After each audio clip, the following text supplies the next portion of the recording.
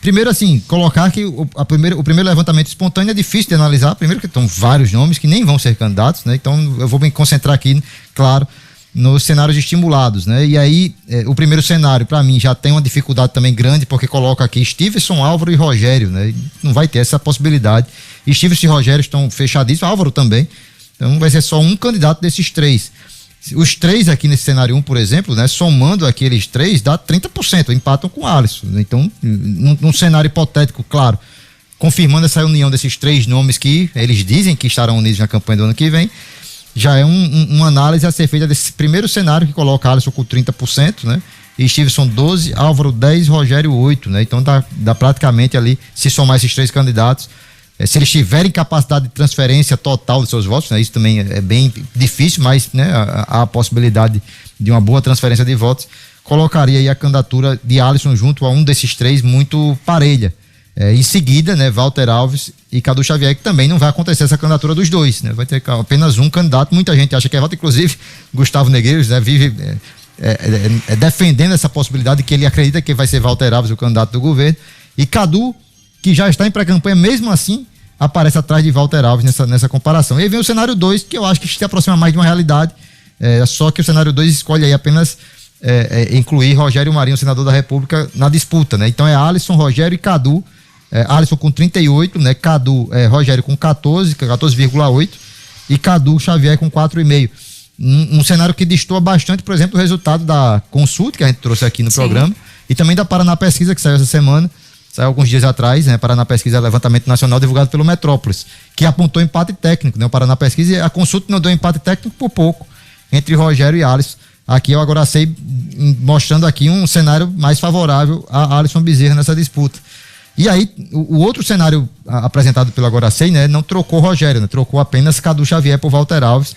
Fiquei curioso aqui de saber como seria o desempenho de Álvaro Dias, por exemplo, também nessa situação, mas eles colocam aqui Walter Alves, e Walter Alves de novo repete ainda um desempenho pouco superior, mas superior a Cadu Xavier, né? Walter Alves aparece nessa disputa, teria Alisson 39%, Rogério 13%, praticamente repetem aí o percentual, e Walter Alves sobe um pouquinho, né, do que em relação a Cadu, com 5,8%, né? Difícil a situação do governo, né? Seus candidatos quase, né, não conseguindo figurar ali nas pesquisas, patinando. Mas aí vem um alento, na minha opinião, vem um alento para o governo. E é uma análise que é curiosa de ser feita, mas eu pelo menos leio dessa forma, né? A rejeição vem colocando Rogério Marinho e Cadu Xavier praticamente ali, né? Rogério 34%, Cadu 29%. E essa rejeição mostra muito da chance de Cadu, de que a polarização política que vai acontecer em 2026 está aqui, está claríssimo, né? O candidato do bolsonarismo, o candidato do petismo, do Lula, do lulismo.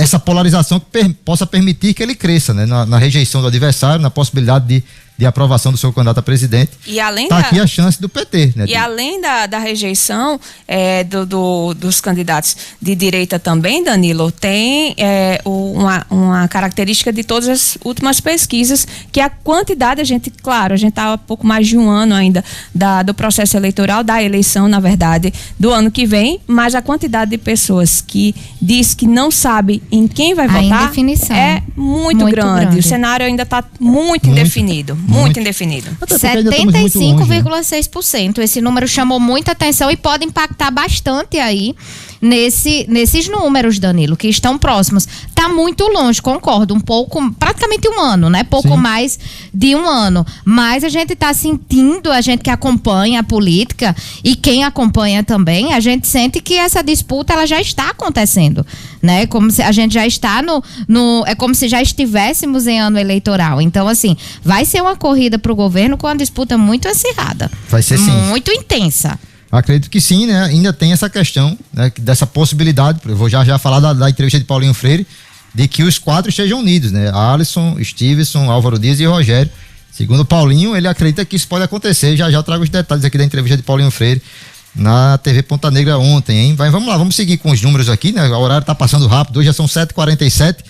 Gelane, traz pra gente os números do Senado, né? Primeiro a espontânea para o Senado. O Stevenson aparece com 9,1%, Fátima 2,8%, Zenaide 2%, Alisson 0,5%, Álvaro Dias 0,4%, Natália Bonavides 0,3%, General Girão 0,3% também, Coronel Hélio 0,2%, Tabata Pimenta 0,1%, o Benes Leocádio aparece com 0,1% também e outros com 0,9%. Nenhum branco ou nulo, 6%, e sem opinião continua ali com aquele número bem considerável, 77,4%. Quer comentar logo, Danilo? Não, só de novo registrar que os números da pesquisa do Senado estão na tela do YouTube, tá, gente? Quem tiver aí, quem quiser assistir pelo YouTube, aproveita, já dá o joinha, já deixa lá sua curtida na transmissão, seu legalzinho aí, e fica, claro, acompanhando os gráficos aí da pesquisa Agora Sei, divulgada pela 96 FM.